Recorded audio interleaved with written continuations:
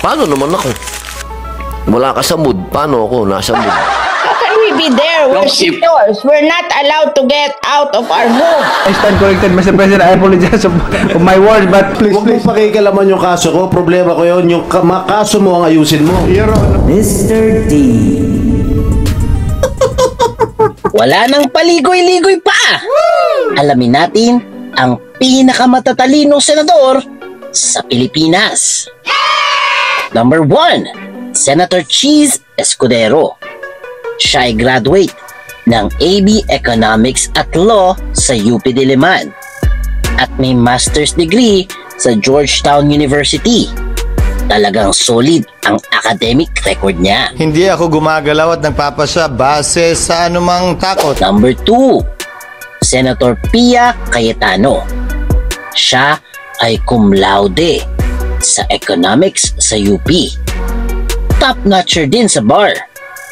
Naging International Legal Counsel at best oralist pa sa ilang moot court competition abroad. I have always been known to be a team player in the Senate. Number 3, Senator Risa Hontiveros. Graduate siya ng Social Sciences sa Ateneo de Manila University. Kilala siya bilang articulate at always ready sa debate. Siya ang champion ng human rights. I am asking about yung national budget para sa bansang Pilipinas. Number 4, Senator Win Gatchalian. Graduate ng Boston University na may kursong Business Management. Aktibo siya sa mga bills tungkol sa education, tech, at socio-economic reforms. Anong pa ho tayo to support and defend the Constitution? Number 5, Senator Bam Aquino. Valedictorian ng Ateneo at may business management degree. Siya ang dahilan kung bakit free ang tuition sa mga state colleges. Talagang may puso siya sa edukasyon. ang binigay niyo pong mandato, hindi po sasayangin. Ang binigay niyo pong mandato, iingatan po natin. Number 6, Senator Kiko Pangilinan. Siya ay nagtapos ng Bachelor of Arts in English at Law sa UP Diliman. Kumuha din siya ng MPA sa Harvard Kennedy School sa US. Isa siya sa pinaka-respected lawmakers pagdating sa agrikultura at food security. Sana all! Special mention lang kina Senator Joel Villanueva, graduate ng Commerce at Master's Units sa Harvard Kennedy School. Pati na rin kay Senator Sonny Angara, Harvard Law graduate at may economics degree from London School of Economics. That's awesome! Oh, baka curious kayo ha? Si Senator Bato de la Rosa ay nag-aral sa Mindanao State University at nag-graduate din sa PMA. May master's degree in Public Administration at PhD in Development Administration. Gusto niyo makipag-ira sa China, ayaw naman yung mag-artes eh. Si Senator Bongo naman, nag-college sa De La Salle University. Pero, nakatapos siya ng kolehiyo sa Ateneo de Davao University.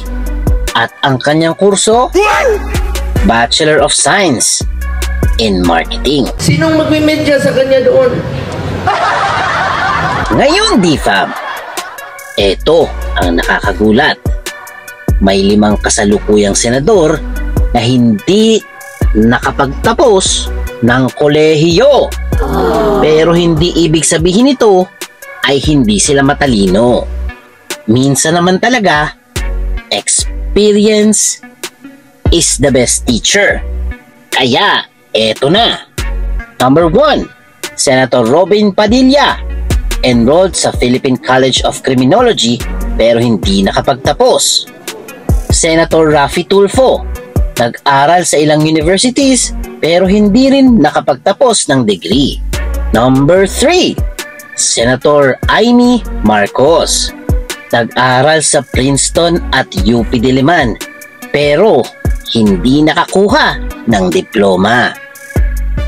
Number 4, Lito Lapid. Hanggang high school lang ang kanyang natapos. Nag-focus sa showbiz. At number 5, Bong Revilla Jr.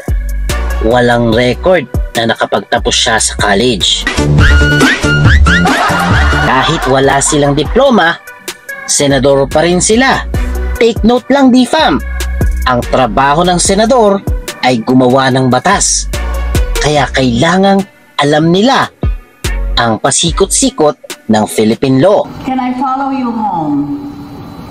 Because my parents always told me to follow my dreams. Let me hear your thoughts, DFAM. Okay lang ba na maging senador ang hindi gumraduate pero nakakatulong?